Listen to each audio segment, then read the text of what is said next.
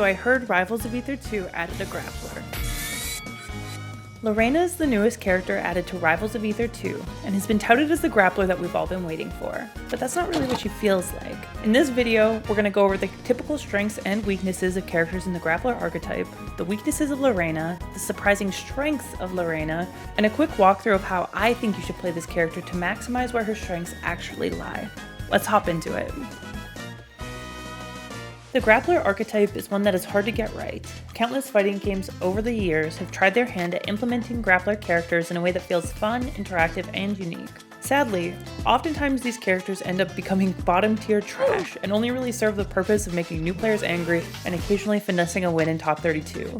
The few times that Grappler characters have been top tier, let's just say it's a little bit worse than that. Getting the blockbuster in again. It's all about making yourself hard to read by the opponent. That's exactly what he did in that round. So why is this the case? What makes finding the sweet spot between both balance and fun so difficult? Well, grapplers need to get up close in order to grapple. This leads to a type of gameplay that is quite high risk, high reward in nature, because it means that neutral wins or the right hit are more often read-based than other characters. But it also means if you do land that right hit, your opponent is no longer having a good time. While this is a very general overview of what grapplers do, they tend to fall on the lower end of the cast because fighting games are driven by consistency over the course of multi-set long tournaments, where faster, safer, and more mix-up heavy characters tend to thrive. Grapplers who are top tier have to have such a crazy risk-reward to remain relevant that it often becomes toxic pretty quickly. But how does all of this relate to Reina? Platform fighters have notably shied away from adding grapplers for some time, with some of the first instances being DK in Smash 4, where Ding Dong single-handedly pushed his competitive viability, Incineroar in Smash Ultimate, with his strong normals, revenge mechanic, and side B threatening mistakes in an engine that allows for a little bit less precision, or whatever that green lady was trying to do in Icons. Grapplers have never been an archetype that has been ported over one-to-one, as platform fighters are dominated by movement-based gameplay and the ability to disengage at a moment's notice. That being said, the Rivals 2 developers have taken a stab at it with Lena.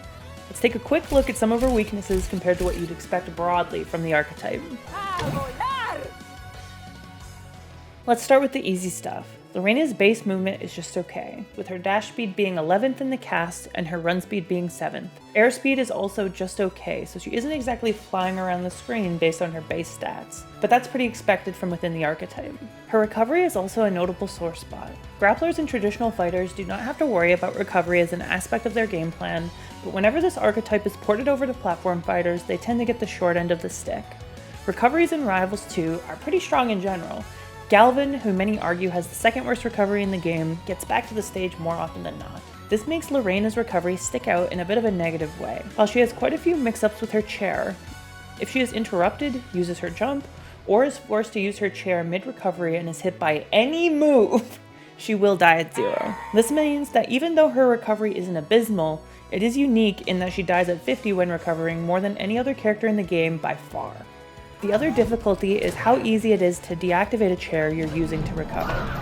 If Zetterburn, for example, hits your chair with a side B from across the stage while you're trying to use it to recover, not only do you not get the burst of momentum, but you cannot use the chair again at any point until you land.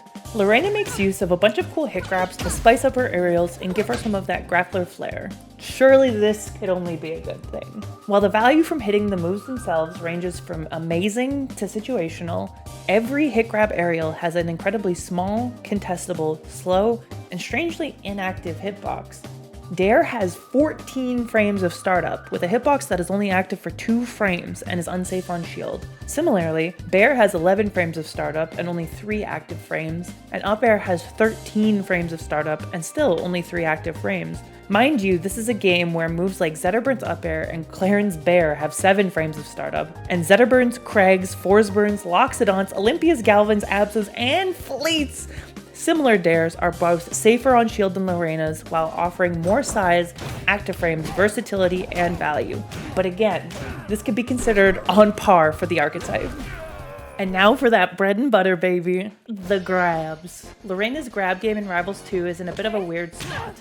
Prior to the March 3rd balance patch, Lorena had what was by far the worst grab game in the game. Post-patch, they gave her a DI mix-up using up throw and down throw at lower percents, and down throw and forward throw at higher percents. While this certainly helps her grab game feel a bit more threatening, for the capstone grappler of the game, it is still fairly middling. The mix-up between up throw and down throw is still reactable, and both throws offer no true follow-ups on proper DI. Additionally, her follow-ups on the improper DI after the throws themselves don't exactly lend to extended combo strings.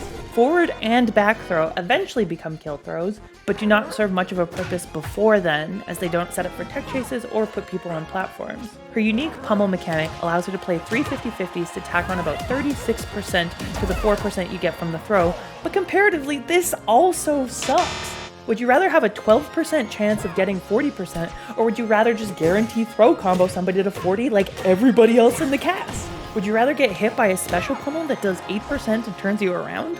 Or get hit by Galvin, Absa's, Clarence, Zetterburn's, Craig's, Olympia's Fleece, Idolist, Ratchet, or Maple's special pummels that either give you true kill confirms or literally send you to fucking hell? Even further, her side B is slower, smaller, does less damage, combos worse, and kills later than Incineroars. So what the fuck is this character good at? Well, let's start with the stuff that makes a little bit of sense. Lorena's forward air along with her tilts are incredibly strong. F-tilt provides a large, strong poking tool in neutral. Down tilt provides a quick, forward-moving jab that can confirm on improper DI. Up tilt is a large and fairly reliable anti-air. And forward air is a safe and versatile move for both ending combos and approaching. These moves allow her to scrap in neutral with people in the close to mid-range, and are threatening enough on their own to make the character not completely suck. In conjunction with Nair, they also facilitate a combo game that, while only average, can keep up with the rest of the craziness in Rivals 2. All of this makes a lot of sense for what we know about grapplers. Another thing that makes a lot of sense is how strong Lorena's strong attacks are. Her up strong and forward strong are both true command grabs and have a decent amount of kill power behind them. While up strong is fairly small, it has a ton of use in being a great low to the ground combo ender that can also grab people who are shielding on platforms while killing very early. Her forward strong has a bit less kill power, but comes with a really nice disjoint and is easy to mix into your mid-range pressure.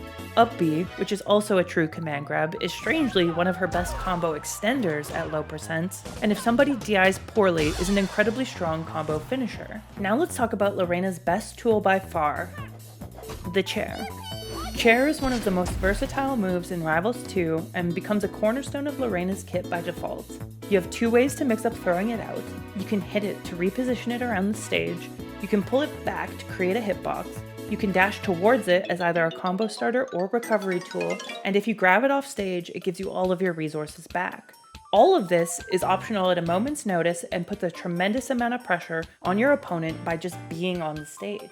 As of the March 3rd balance patch, Lorena can also refresh her chair resource by hitting her opponent, do a nair after a grounded down B, which allows you to more safely position the chair, and chair is harder to knock off the stage. All of which further facilitate the flexibility and wild reward you get off of prioritizing this mechanic. This is where Lorena thrives, enforcing mix-ups and mistakes based on how the opponent plays around the chair and then punishing them heavily, with strong confirms off either the chair pull or dash. But this doesn't sound much like a grappler at all. It sounds a lot like... Before you call the dogs on me, hear me out. Just think for 1 second about what a set play zoner like Snake is good at. Strong and often large close quarters options that either serve as alright combo tools or reliable get off me tools. Mediocre movement and airspeed, relatively weak grab game, aerials that have some pretty specific use cases and aren't just universally strong, strong presence at the ledge, and the cornerstone of their game plan, a projectile or other tool that is strong enough to induce anxiety and force the opponent to pick options they would otherwise not typically pick in fear of getting blown the fuck up! You need to leave! I have seen the light, and it has told me that Lorena is best played not as a grappler, but as a set play zoner, as for whatever reason she is significantly better at that.